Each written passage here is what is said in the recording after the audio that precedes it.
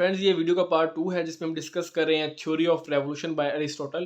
Aristotle ने जो theory of revolution दी है कि रेवोल्यूशन कैसे आता है, उसके पीछे क्या क्या कॉजेज़ हैं, क्या क्या रीजंस हैं, ठीक है। और इसके अलावा जनरल कॉजेज़ कौन से हैं, पर्टिकुलर कॉजेज़ कौन से हैं, रेवोल्यूशन होता है क्या, उसका मीनिंग क्या है, और एंड पे उसकी जो रेमेडी है, मीन्स के किस तरह हम रेवोल्यूशन से बच सकते हैं, उसको प्रिवेंट कर सकते हैं, अवॉइड कर सकते हैं। तो उसको चल रहे हैं। तो पार्ट में हम डिस्कस करेंगे, पहले हमने डिस्कस किया मीनिंग ऑफ रेवोल्यूशन, अब हम डिस्कस करेंगे जनरल कॉजेज ऑफ रेवोल्यूशन। कि रेवोल्यूशन की जो जनरल कॉजेज है वो कौन सी हैं, जो कि मीन कोई भी रेवोल्यूशन है तो उसमें वो लाजमी हो। जनरल कॉजेज मीन यूनिवर्सल, जो कि कॉजेज बनती हों, लाइक जो भी रेवोल्यूशन है तो उसके अंदर वो आ रही हो। तो वो दो जनरल कॉजेज हैं। फर्स्ट जो जनरल कॉज है वो है इनइक्वालिटी, कि जो रेवोल्यूशन है वो तब आता है कि जब लोगों के दरमियान या लोगों में एक तरह की डिज़ायर होती है, क्रेविंग होती है इक्वालिटी की। मीन्स उनमें इक्वालिटी नहीं होती ना, तो उनमें इनइक्वालिटी होती है। तो इनइक्वालिटी की वजह से आता है क्या कहते हैं रेवोल्यूशन। तो लोगों के अंदर, पीपल जो है, जो मास है, मैन है, लोगों के अंदर एक क्रेविंग होती है, डिज़ायर होती है कि उनको इक्वली बिहेव किया जाए, इक्वली ट्रीट किया जाए। तो इस वजह से रेवोल्यूशन आता है। अब इक्वालिटी की दो कैरेक्टरिस्टिक्स हैं, एक है एब्सोल्यूट और एक है प्रोपोर्शनल। मीन आप इक्वली बिहेव कर रहे हैं तो एब्सोल्यूटली इक्वली इक्वालिटी दी जाए, सबको इक्वालिटी दी जाए, ठीक है। और दूसरी इसकी कैरेक्टरिस्टिक्स है, मीन जो इक्वालिटी की में जो बात होती है वो होती है प्रोपोर्शनल। मीन जहाँ पे लोग ज़्यादा उनको ज़्यादा फैसिलिटीज दी जाए, जहाँ कम है उनको कम। मीन लोगों की एक प्रोपोर्शन के हिसाब से उनकी जितनी प्रोपोर्शन बनती है, जितना उनका ड्यू बनता है, जितना उनका राइट बनता है, उतनी उनको इक्वालिटी दी जाए, ठीक है। एक होता है इक्वालिटी, होता है इक्विटी। इक्विटी मीन्स जो इसका जितना हक है उसको उतना दिया जाए, जिसका ज़्यादा हक बनता है ज़्यादा हक दिया जाए, जिसका कम बनता है उसको कम दिया जाए। तो इन इक्वालिटी के साथ इक्विटी भी आ जाती है। तो इक्वालिटी मेंटेन होगी तो फिर रेवोल्यूशन ही आएगा। रेवोल्यूशन तब आता है, वो कहते हैं कि कॉज ये है कि जब इनइक्वालिटी आती है।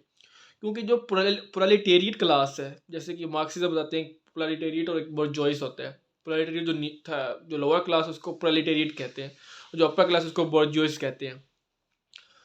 तो फ्रेंड्स, जो प्रोलेटेरिएट क्लास है, जो कि कॉमन लोग होते हैं, जो कि वर्किंग लोग होते हैं, फार्मर्स, वर्किंग लेबर्स, वो पैशनेट होते हैं कि उनको एब्सोल्यूट इक्वालिटी मिले, उनको प्रोपोर्शनल इक्वालिटी मिले, उनको वो उनके राइट्स मिले, उनको प्रिविलेजेस मिले, उनको वो पावर मिले जो कि कुछ लोगों के पास है। फ्यू जो लोग कर रहे हैं स्ट्रगल पावर के लिए, प्रोपोर्शनल इक्वालिटी के लिए, जो फ्यू लोगों के पास है वो उनको भी मिले, ताकि उनके अंदर भी प्रिविलेज हो, उनके पास भी राइट है। तो ये फर्स्ट कॉज हो गई इनइक्वालिटी। सेकंड जो कॉज ऑफ जनरल कॉज है रेवोल्यूशन की, वो है फ्रेंड्स इनजस्टिस, कि जस्टिस ना होना, ठीक है। जब जस्टिस नहीं होगी तो रेवोल्यूशन होगा, इंसाफ नहीं होगा तो रेवोल्यूशन होगा। तो जो रेवोल्यूशन का फीचर है या कॉज है वो है जस्टिस।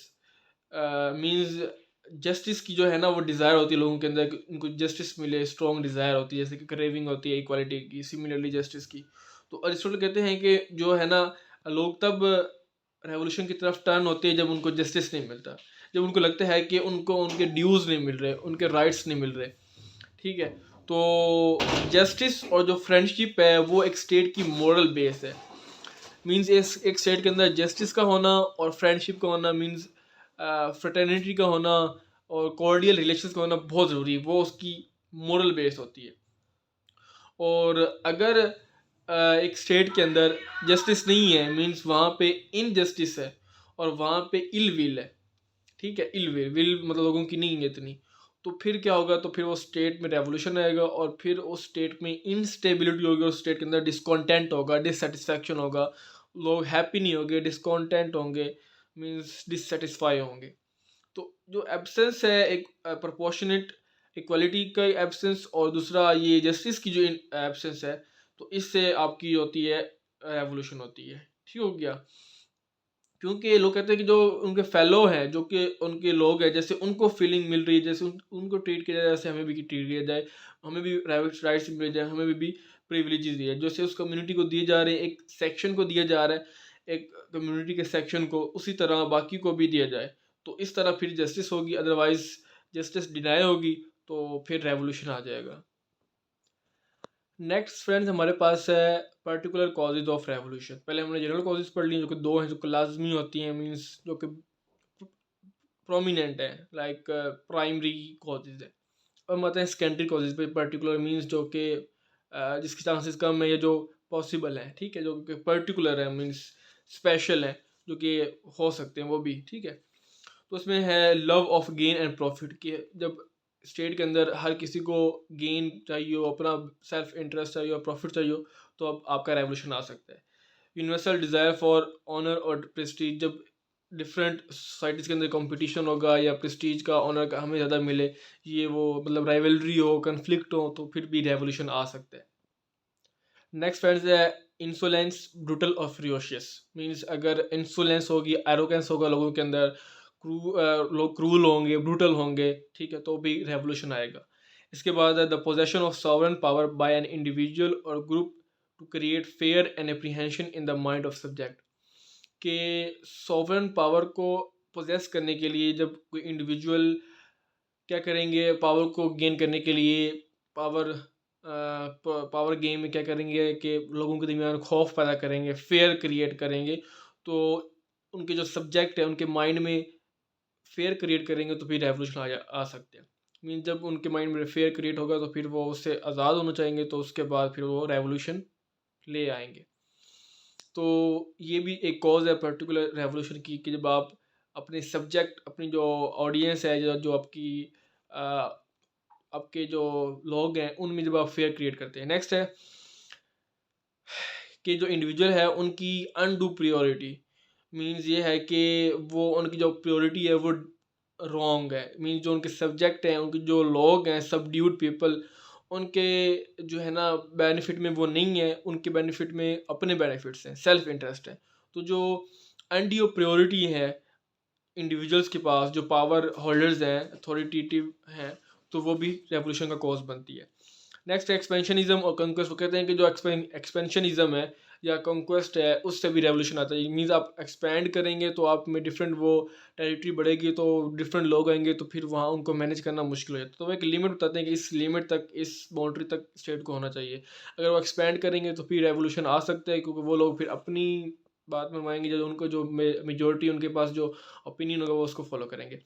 नेक्स्ट है disproportionate increase in any part of state, कि वही बात है कि अगर एक स्टेट किस हिस्से में डिसप्रोपोर्शनेट इंक्रीज आता है, कि मीन उसका आप हिस्सा इंक्रीज कर देते हैं, तो वो फिर रेवोल्यूशन आ सकता है। जितना उस स्टेट का एक टेरिटरी है, बाउंड्री है, उसी में ही वो स्टेट रहती है। अगर वो उसको एक्सपैंड करेंगे, इंक्रीज करेंगे, तो रेवोल्यूशन के चांसेस हैं।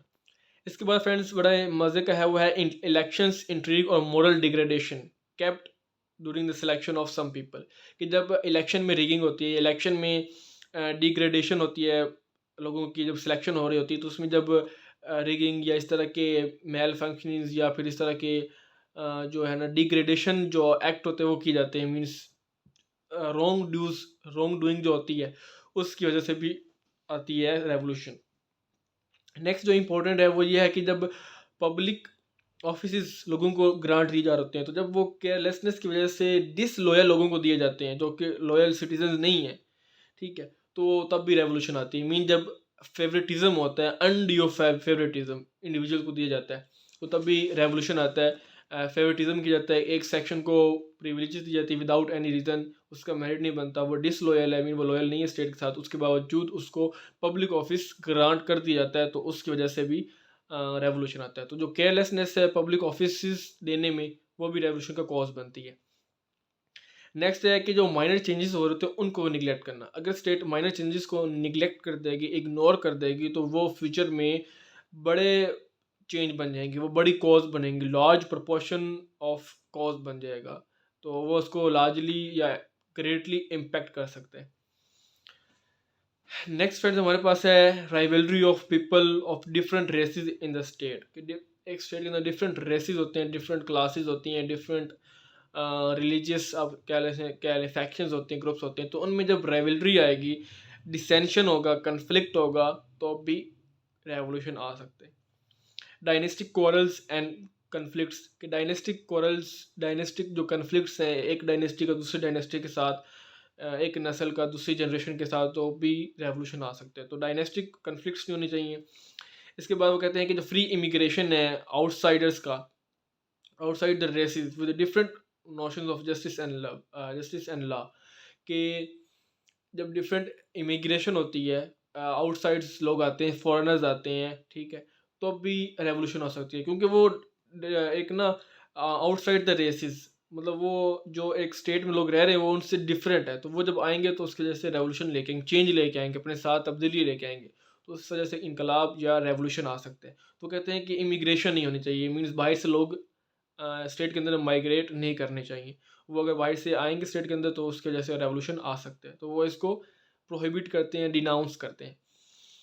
लास्ट में हमारे पास फ्रेंड्स है फोर्स, इंटिमिडेशन और कोएजन, कि अगर फोर्स होगा, फेयर होगा, कोएजन होगा, मीन कंपल्शन होगा, फोर्स के थ्रू चीज़ें की जाएंगी तो उसकी वजह से भी आ सकता है रेवोल्यूशन। और लास्ट में है फ्रॉड और डिसीट, अगर फ्रॉड की एक्टिविटीज़ होंगी, करप्शन होगा, डिसीट होगा, डिसीट मीन डिसेप्शन होगी, लोगों को धोखेबाजी होगी, फ्रॉडुलेंट एक्टिविटीज़ की जाएंगी, तो उसकी वजह से भी रेवोल्यूशन आ सकता है। तो फ्रेंड्स ये थे हमारे पास जनरल और particular causes of revolution. Hope आपको ये सारा समझ आ गया होगा। फ्रेंड्स ये वीडियो का पार्ट 2 था। नेक्स्ट पार्ट में हम डिस्कस करेंगे रेमेडीज़ और इसकी बाकी जो डिटेल्स है वो शेयर करेंगे। Till then friends, good bye.